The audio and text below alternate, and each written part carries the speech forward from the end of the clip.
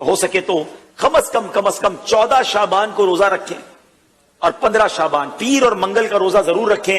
اعمال نامے کا آخری دن بھی روزے سے ہو اور پہلا دن بھی روزے سے ہو. یہ وہ رات ہے میرے پیچھے اسلامی بھائیوں. احادیث میں مضمون ملتا ہے کہ اس رات اللہ کریم قبیلہ بنی کلب کی بکریوں کے بالوں کی تعداد کے مطابق گناہگاروں کو جہنم سے آزاد فرما دیتا ہے. مگر حدیث پاک کے اگلے حصے میں بڑی ڈرانے والی بات ہے کہ اللہ کے حبیب فرماتے ہیں صلی اللہ تعالی علیہ وسلم 6 قسم کے آدمیوں کی اس رات بھی بخشش نہیں ہوگی. حدیث پاک میں جو فرمایا گیا شراب کا عادی، دوسرے نمبر پر فرمایا ماں باپ کا نافرمان. اے وہ لوگوں جن کے ماں باپ حیات ہیں قدر کر لو. تیسرے نمبر پر فرمایا بدکاری کا عادی.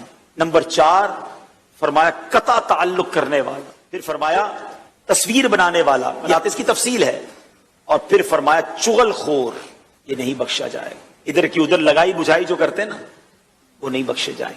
اسی طرح کچھ روایتوں کے اندر تکبر والا لباس پہننے والا، جادوگر، اس کے بارے میں بھی آیا کہ وہ نہیں بخشا جائے گا. بڑی مبارک رات آ رہی ہے.